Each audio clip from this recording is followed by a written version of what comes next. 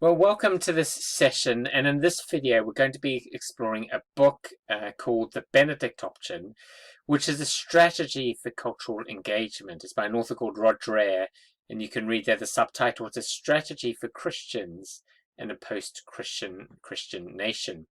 And what we're going to be doing, I'm going to offer a bit of an introduction to the book and talk about why it's an important contribution to the whole area of how Christians engage with culture.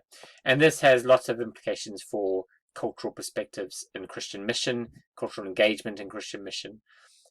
So I want to lay out a bit of an introduction to the book and talk about why it's important.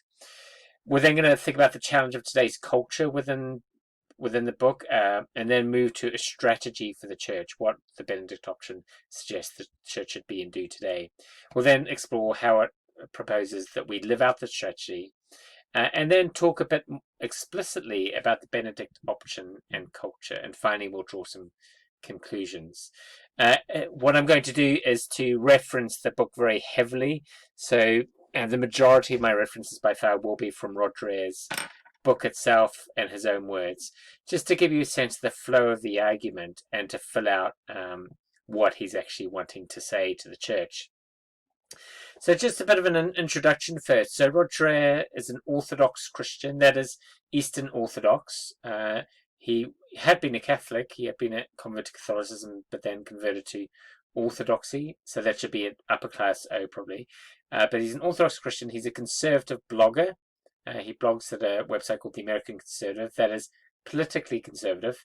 That doesn't mean he supports the Republican Party and all that they do, but he's to the right politically, that is, he supports smaller government, more kind of local ownership of things. And he's an author, he's published other books beyond this. And he published the Benedict Option in 2017.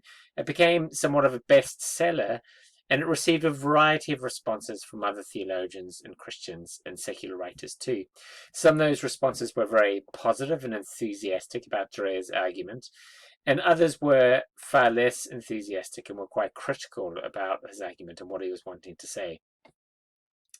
And Dreher addresses Orthodox Christians, so conservative Catholics, evangelicals, and Orthodox, and argues that Christians need a strategy for survival in post-Christian America.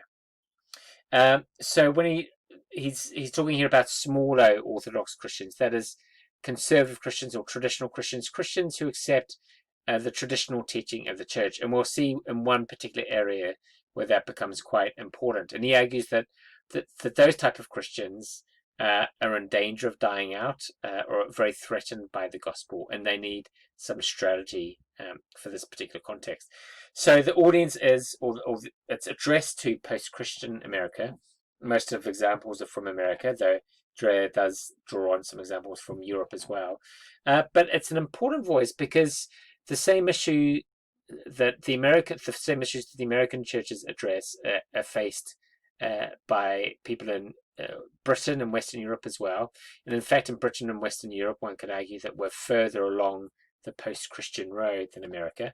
There are different challenges, but there are sufficient similarities as to consider whether Dreher's strategy might apply to Britain as well. Dreher says this: today we can see that we've lost, this is in America, with the American church, on every front, that the swift and relentless currents of secularism has overwhelmed our flimsy barriers.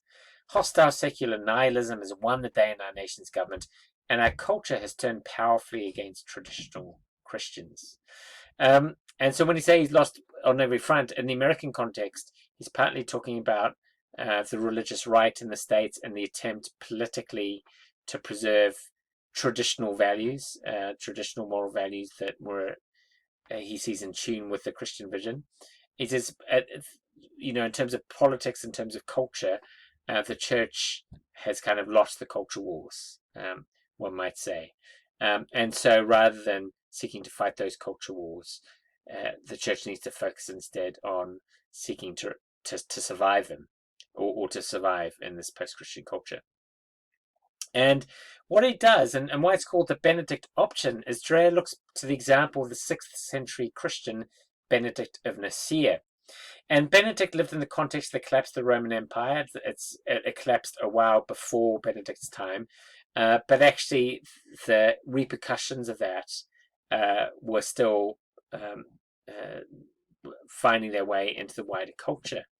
And there was a real threat to Christians in that environment. Of course, the Roman Empire had become a Christian empire. Some would question how Christian it was and whether that was a wise move. But nonetheless, it did take that move. And so when that collapsed, it did raise issues about the survival of the church in a very different kind of culture. And Benedict, or he became Saint Benedict, created communities of monks. So he created monastic communities and guided them with a rule, a very famous rule, the rule of Saint Benedict. And this is kind of guideline to monastic living. What does it mean to live in the monastery? Giving guidance for those who committed to that way of life, to remain faithful in this collapsing society. And he also draws, so he looks back to Benedict, but he's also very much influenced by the insights of a philosopher called Ed Mackenzie, who wrote a very influential work called After Virtue that's been cited by all sorts of other philosophers and theologians as well.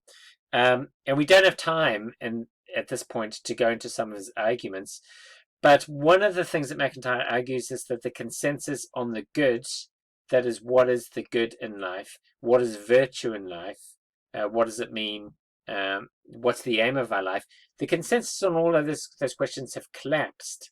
And he suggests that new forms of Christian community might be way forward. And McIntyre even says, or even writes at one point, what we need is a new kind of Benedict of Nicaea. And so Dreher is drawing on McIntyre's insights here. He says, though not then a Christian, that is, as when he wrote the book, McIntyre wasn't a Christian, he called on traditionalists who still believe in reason and virtue to form communities within which the life of virtue can survive the long, dark age to come. So, what are the challenges of today's culture that Dreher identifies? Why is it so hostile to Orthodox, small o Orthodox Christians? Well, Dreher notes the decline of the church. He notes that although there are patches of growth, there's an overall decline in numbers and influence. And he writes at one point, the light of Christianity is flickering out all over the West. There are people alive today who may live to see the effective death of Christianity within our civilization. So in terms of churches just growing and surviving and flourishing, the culture itself works against that in various ways. But in another way, there's a way in which the culture is more proactively hostile to Christian views, and this is part of Dreher's argument that sparked a lot of the debate. What Dreher argues is that when it comes to Orthodox Christian views on sexual ethics, the culture wants to wipe out those who hold traditional views, and so people who disagree with the cultural consensus on LGBTQ+ increasingly treated as marginal voices in today's culture, and even dangerous voices. So that this is about, well, let me give you a quote. In the wake of Obergefell, Christian beliefs about the sexual complementarity of marriage are considered to be abominable prejudice, and in a growing number of cases punishable. Obergefell was the Supreme High Court ruling in America that same-sex marriage was legal. That was in 2015. In the UK, it was 2013, and same-sex couples began marrying in 2014. And what Dreher argues is that increasingly the rights of LGBTQ+ people, the growing rights and the growing prominence within our culture, within American culture, means that the views of Christians on traditional sexual morality are really seen as reprehensible, and in some cases punishable. So for Dreher, part of his argument is that in cases where Christians speak out on a traditional view that marriage is between one man and one woman, for instance, they might be fired from their company, or when they disagree about allowing their church to host a same-sex wedding, for example, that's seen as an immoral act by the church. And so I say that this is one point area of the debate because one is obviously within the church, some Christians disagree with the traditional Orthodox view, and other Christians do agree with it, of course. So depending on one's view of that issue, that will affect how one reads Dreher's argument. Another point to make is that even those who accept Dreher's view that the traditional sexual ethic still should be normative for Christians today, disagree with the way he sees the culture moving. That often they agree that yes, the culture is becoming more accepting and helpful ways of LGBTQ people, but they don't necessarily see the hostility to Christians. And so that's one point of argument in terms of his diagnosis. And that might be a point in which you want to reflect on, whatever your own view on this issue is. For those who hold traditional views, orthodox views on sexual ethics, is the culture becoming hostile to that? Dreher says it is in the States, and you might think about, is it the same in Britain and Western Europe as well? And so Dreher also argues that the church has been affected and shaped by the secular culture, and so is unprepared to survive the threat to its life. He writes this: every single congregation in America must ask itself if it has compromised so much with the world that it has been compromised in its faithfulness. Is the church faithful? Dreher says oftentimes it's not. It's not really thought deeply enough about how to resist the cultural trends around ethics and various cultural views that are different to the Christian view or traditional Christian views. One example of this is moralistic therapeutic deism. I imagine you may have heard that phrase, and that's studies are found in the States that many teenagers brought up in the church hold to this view of God, which is very different from the Orthodox Christian view. So moralistic, that God rewards the good and punishes the bad. Therapeutic, because God is there to help us when we find life tough. And deistic, because God is removed and highly involved in our lives. In a very summary form. Christian Smith is the person who did the research on that. And so he cites some of this research that shows actually the church is kind of unprepared on this. And in terms of teaching a sexual ethic, the church often doesn't do that well, even when it affirms the traditional ethic. It doesn't really support those seeking to live consistently with that.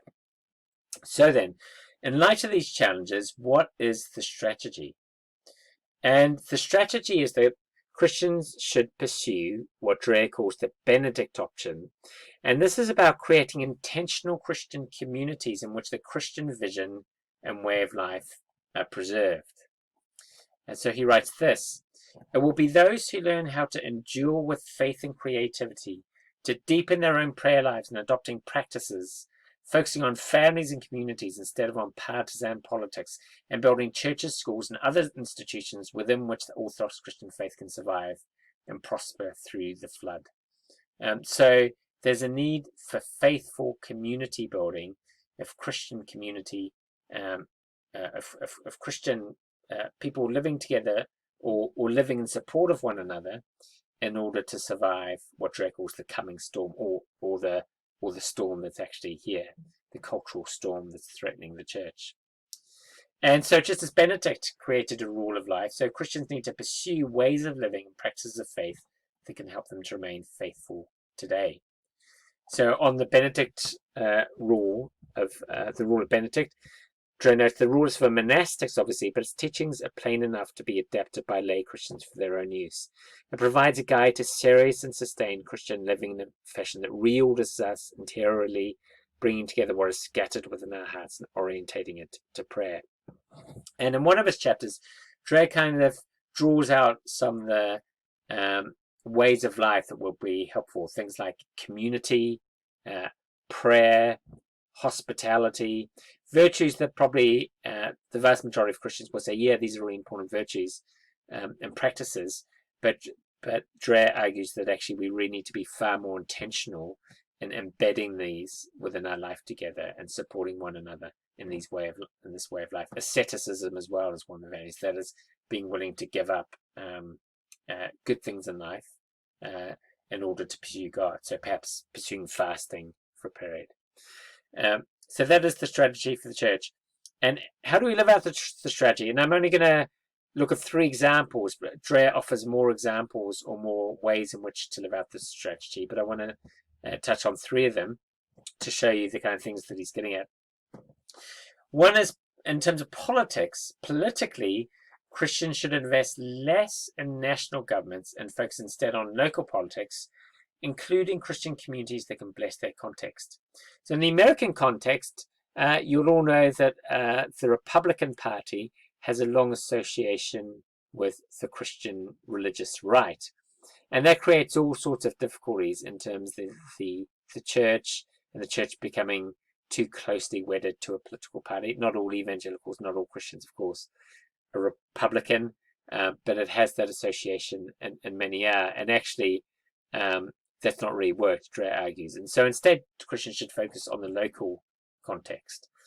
He writes this: we're in a minority now, so let's be a creative one, offering warm, light-filled alternatives to a world growing cold, dead, and dark. So we're talking about the church remaining faithful, creating community. But here's part of the mission dimension, if we're thinking about mission as well. By creating these kind of communities, this is a kind of anti-politics politics, Dre writes at one point. The communities themselves will be attractive to seekers, to spiritual seekers, because they'll see in these Christian communities light and warmth and an alternative to the surrounding culture, which is becoming a darker place, in Dre's argument. Educationally, Dre argues that Christians should focus on educating their children with a Christian worldview. And he suggests at one point that Christians should withdraw from public schools and pursue homeschooling or classical Christian education. And obviously, this is a controversial part of the book. Many people have criticized him for this view. He writes this: the Christian communities with a strong shared mission will be necessary to start and to sustain authentically Christian, authentically countercultural schools. So Christians should think far more seriously about educating their children. Now, some of the reasons for that are that as the culture around us becomes more secular, in the States and arguably in Britain as well, schools are going to reflect that, and they're going to reflect the changing values of society. And so holding on to the distinctively Christian vision is going to be more difficult. And expecting your child or expecting children to stay faithful Christians in schools where the vast majority of people are hostile to that or dismissive of that isn't a great strategy for survival, is his argument. Now, whether or not you agree with that, it's a helpful thought experiment to think about, what's the place of educating children in the faith within a culture where the majority of people don't accept the Christian faith. So that's a second example. Thirdly, vocationally, that is in terms of work, Christians should accept that they will be excluded from many occupations because of their beliefs. Christians should think creatively about work to pursue and remember the role of work in God's world. Let me quote Dre and then talk a bit more about this. He writes this: many Christians will be compelled to make their living in ways that do not compromise their religious consciences. This calls for prudence, boldness, vocational creativity, and social solidarity among believers. So why is Dre saying this? His point is that many professions, and again he's drawing attention to the LGBTQ plus issues, that in many professions now, unless you accept LGBTQI plus values, then you won't be employed, or you won't be employable, or you may be disciplined.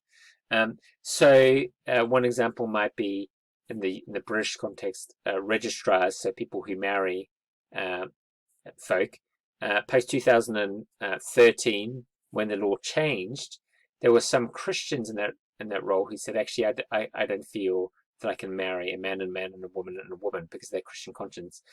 And the law, as far as I can remember, maybe it's worth checking this, but I think the law ruled against them, because actually marriage should be available now that the law changed to everyone. That's one example. Or you might think to use an example from a different kind of field, whether midwives, training midwives, should be trained as well to offer abortion, an early stage of pregnancy. Now, many Christian midwives might object to that, but if that's the way it went, then they might have to seek another career. So that's the kind of thing that Dre's thinking about, and also businesses, some businesses as well, that might be the case. So he suggests Christians should think more about working with their hands, perhaps should think of alternatives in terms of work, the work life. Now, I don't know what you think about all those suggestions and what you think about the strategy. You might agree with the strategy but think his suggestions are off, or you might think his strategy is wrong as well. But it offers a really good example of one Christian engagement with culture and a helpful approach in terms of thinking about culture and mission as well. Just to say a bit about the Benedict option and culture. In Niebuhr's typology, I know you've looked at Niebuhr this week, the Benedict option is closer to a Christ against culture position. So Niebuhr writes, this is the approach that uncompromisingly affirms the sole authority of Christ over the Christian and resolutely rejects the culture's claims to loyalty. So Dre really kind of sets up the church against the culture. The culture is depicted in terms of darkness, in terms of being a storm, a flood, and the church has to resist that and stand against that. As you'll have learned this week, there are people who've objected to Niebuhr's typology. It may not be that helpful in the end, but in terms of it, that's the kind of posture that Dre is adopting. Another kind of helpful discussion of Christ and culture is D.A. Carson's book of Christ and Culture. And he notes that the Bible depicts no one way of engaging with culture. And effectively, Christians need wisdom to discern what posture they should adopt in different situations. So in situations where the wider culture is sympathetic to faith, and then Christians should re-engage with politics and engage in society as much as they can. In places of persecution, you might think of parts of China, for instance, or North Korea for a really extreme example. Then Christians have to lay low and remain faithful, and their engagement with culture is going to be very different. Now, it's not that one is more biblical than the other. They're both biblical postures, but they're shaped by the particular context that they're engaging with. And so whether you accept Dre's approach will depend somewhat to whether you accept his diagnosis of culture. So some have argued that Dre is overly pessimistic about the culture, and others say, no, he's right about the culture. This is the way the culture is going, and it's shaping the church in unhelpful ways or threatening the survival of the church. And so I want you to think about what do you think about about British culture, or about the culture that you're a part of. Dre's talking about American culture, and so there may be discussions around whether he's right about America, but do any of his insights apply in Britain? And if so, what do you think about his strategy? If not, what are the ways that the culture is threatening the church, and how can the church resist that? Just a quote from Carson: Christian communities honestly seeming to live under the word of God will inevitably generate cultures that, to say the least, will in some sense confront the values of the dominant culture. So the theme of being a counterculture in Dre's work is something that's quite biblical, and I guess the question is to what extent the counterculture he's proposing is too hostile to culture, or whether it should be slightly more sympathetic to aspects of the culture. A couple of conclusions. As I just mentioned, the creation of a Christian counterculture is a clear aim of the Benedict option strategy. So this is a strategy that draws on the authority of Scripture and the wisdom of the ancient church to embrace exile and place in the form of vibrant counterculture. And really important point here, just in this conclusion, you might think Dre is all about creating a protective haven for the church. But he writes in the conclusion that actually the church is an ark, as in Noah's Ark, preserving the people of God in the midst of the flood. but it's also a well, that is a place that gives water, that gives refreshment to those who come to it. And so to be faithful to God in this culture is also to be a source of life. And so in terms of culture and mission, when we consider the Benedict doctrine, we also need to wrestle with the degree to which it's called to faithfulness for the church. Whatever you think of the details, that it's called for the church to be faithful and to be true to God in the midst of a changing culture. While it might distance it from the culture, is also a source of life for that culture, and to that extent is a witness to the gospel, and to that extent reflects the mission of God. So Dre writes this: God gave us the ark of the church to keep us from drowning in the raging flood. But he also gave us the church as a place to drown our old self symbolically in the water of baptism and to grow new life, nourished by the never-ending torrent of his grace. You cannot live the Benedict doctrine without seeing both visions simultaneously. So the Benedict doctrine isn't just retreating to the hills into a kind of a commune and not engaging with the world. No, it's about creating communities within the world to remain faithful to the gospel, but witnesses to the goodness of God and to bless their surrounding communities as well. And that's part of the vision, even if it's not perhaps emphasized as much or not as much by some who've reviewed the work. So a general conclusion: Dre's work is both provocative and influential, and it continues to generate lots of discussion. I mean, simply search this on the internet and you'll find loads of reviews, loads of engagement from very different positions, and you'll get a sense of the diversity of views that have been provoked by Dre. You can check out Dre's blog as well. He's a very prolific blogger. He blogs very regularly, and he often picks up themes of the Benedict option within that blog. He's also written a new book, Live Not by Lies, which continues some of the same themes of this. One key question is whether his insights also apply to post-Christian countries outside of the USA. And I raised that for you earlier. Does this apply to the UK? Does it resonate with your experience and your sense of where the British church is at and where the British culture is at? Another question is how best to form intentional Christian communities in secular societies. What's quite interesting is that Dre isn't the only one calling for Christians to form intentional communities. You might think of new monastic communities calling for something similar, but doing so from a very, very different basis and reflecting a very different, perhaps, view of the culture. But how do we best do this? And that, I personally think that call is a really helpful part of the book, creating thick Christian communities, thick as in the sense of tightly connected Christian communities, to help people sustain faith. And just a final reflection on the book, and what I mentioned earlier is that Dre is writing to evangelicals, Catholics, Orthodox, small c Orthodox Christians. And so in terms of ecumenism, it presents a vision of Christians from different streams of the church who remain faithful to the gospel, faithful to the tradition, and who are sometimes battling within their own churches for that faithfulness. And so it's a kind of ecumenism around these orthodox, these traditional beliefs, and sexual ethics being a part of that as well. So I hope that's been helpful. I hope that's given you a sense of the argument of the book. I would recommend that you read the book at some stage, because even if you disagree with it, it offers some provocative ideas, and it also offers some suggestions that you might think, actually, these are really helpful suggestions, even if you reject other parts of the argument. Like any good book, there'll be things in there that you agree with and things in there that you disagree with, but it'll sharpen your thinking about the church and culture today.